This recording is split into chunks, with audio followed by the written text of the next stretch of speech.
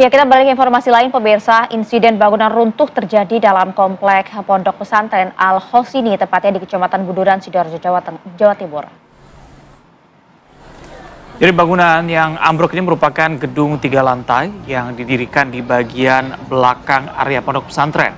Bangunan tersebut sebenarnya masih dalam tahap pengerjaan dan proyeknya dimulai 10 bulan lalu. Pada pagi hingga siang hari sebelum kejadian dilakukan pengecoran beton di lantai 4. Jadi menurut saksi, bangunan ambruk sekitar pukul 3 sore saat dilaksanakan sholat asar berjamaah di musola lantai 2. Karena itulah diduga kuat ada sejumlah santri yang terjebak dalam reruntuhan. Tidak berselang lama, operasi pencarian dan penyelamatan digelar di lokasi. Tim SAR gabungan melibatkan petugas gabungan, antara lain dari kantor SAR Surabaya, Tagana Sidoarjo, polisi, TNI, BPBD, serta warga. Petugas juga mengerahkan 2 alat berat dan menyiagakan belasan unit ambulans.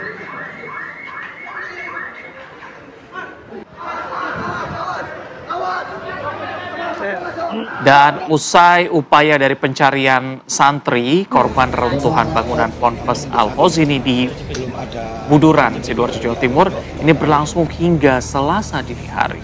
Ya, karena puluhan petugas dari Basarnas, bahkan BPBD Jawa Timur dan Tim SAR gabungan TNI Polri ya memang masih terus melakukan upaya evakuasi para korban, pemirsa, tanpa menggunakan alat berat. Karena dugaannya sebenarnya masih banyak santri dan warga yang berada di balik reruntuhan bangunan yang ambruk pada Senin sore itu. Tercatat sebenarnya total ada 79 korban yang memang sudah dievakuasi keluar lokasi, yang 1 diantaranya kemudian dinyatakan meninggal dunia.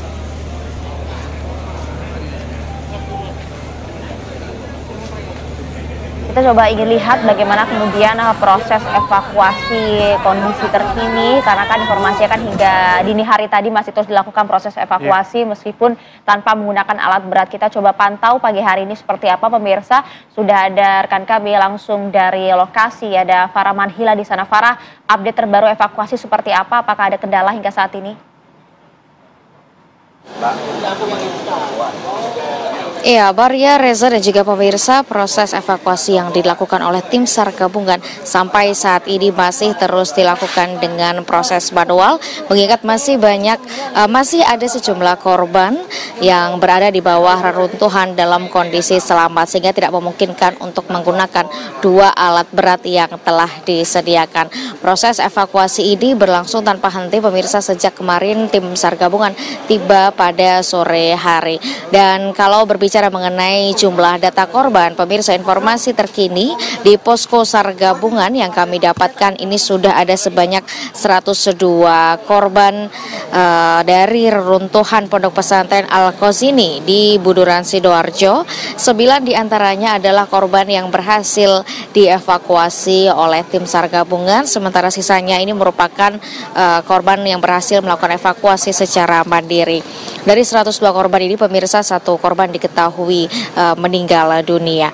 9 korban yang dievakuasi selamat oleh tim SAR gabungan ini dilakukan pada pukul 18.01 kemarin, 18.16 kemarin, 19 kemarin, 19.16 waktu Indonesia Barat kemarin, 20.55, 19.38, 22.01, 1.58 dan 3.18 dini hari.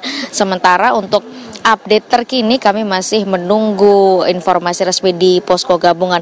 Namun memang berdasarkan pantauan kami sejak pagi tadi, ini memang terlihat sejumlah ambulans yang lalu lalang membawa korban. Dan sejumlah, maksud kami 102 korban ini, pemirsa, ini dibawa di sejumlah rumah sakit yang berada di wilayah Sidoarjo. Beberapa di antaranya adalah 6 korban dibawa di Rumah Sakit Delta Surya, 37 korban di RSUD Notopuro Sidoarjo, dan 59 korban dibawa ke Rumah Sakit Siti Hajar. Sejumlah unsur yang dilibatkan ini juga identifikasi oleh sejumlah unsur mulai dari Basarnas, BPBD, Damkar, TNI Polri, organisasi sejumlah relawan hingga masyarakat. Sementara prosesi pencarian yang dilakukan sampai saat ini menggunakan sejumlah peralatan, pemirsa, beberapa di antaranya peralatan ekstrikasi, SCBA atau self-contained breathing apparatus, evakuasi medis dan pendukung operasi penyelamatan yang sampai saat ini juga masih terus dilakukan. Dan hari ini, saat ini, pemirsa, saya tidak berada di TKP reruntuhan, namun saya berada di posko SAR gabungan yang mana ini lokasinya di gedung yang berbeda dengan TKP. Di sini juga menjadi lokasi dari berkumpulnya keluarga korban yang sampai saat ini masih menunggu kepastian informasi berkaitan dengan bagaimana kondisi korban yang masih berada di bawah reruntuhan. Dibandingkan dengan semalam, Maria dan Reza, ini jumlah keluarga korban yang berada di lokasi ini dibilang cukup berubah drastis. Jika semalam ini memang sangat dipenuhi oleh keluarga korban, namun saat ini hanya terlihat sejumlah keluarga korban yang masih berada di posko SAR gabungan untuk menunggu informasi. Dan sejak semalam ini memang tim BPBD telah memberikan sejumlah bantuan, mulai dari kasur untuk tidur, kemudian sejumlah makanan, baik itu makanan kaleng, makanan kemasan, kemudian nasi bungkus maupun air mineral, dan bantuan-bantuan lain juga terus diberikan kepada para keluarga korban sembari menunggu informasi. Selain posko SAR gabungan, di dekat dengan area TKP juga telah didirikan posko bidokes atau tim medis bagi keluarga korban yang ingin memastikan kondisi korban. Selain itu pemirsa, keluarga korban ini juga tidak hanya berkumpul di gedung tempat saya mengabarkan, ini yang merupakan bagian dari kampus dari pondok pesantren, namun juga banyak keluarga korban yang lebih memilih untuk menunggu di depan gedung TKP atau lokasi reruntuhan pondok pesantren Al-Kasimi. Dan selain proses upaya pencarian yang dilakukan oleh tim SAR gabungan, saya juga melihat ada anjing pelacak atau K9 yang sudah siaga di posko SAR gabungan. Ada satu anjing K9 dari Sardok Jawa Timur, namun kami masih belum mendapat informasi kapan kira-kira anjing pelacak ini akan turut terlibat dalam upaya pencarian ataupun evakuasi korban yang berlangsung saat ini. Sementara berkaitan dengan jumlah berapa korban yang masih berada di bawah reruntuhan, ini juga masih dalam proses pencarian, artinya belum ada konfirmasi atau informasi pasti berkaitan jumlah korban dan bagaimana kondisi sebagian besar korban saat ini. Namun yang sampai saat ini kami dapatkan memang masih ada korban yang dinyatakan selamat atau ada tanda-tanda kehidupan di bawah reruntuhan, sehingga proses penyelamatan ini masih terus diupayakan oleh tim SAR gabungan, termasuk dengan memberikan atau menyalurkan bantuan oksigen untuk para korban yang berada di bawah reruntuhan.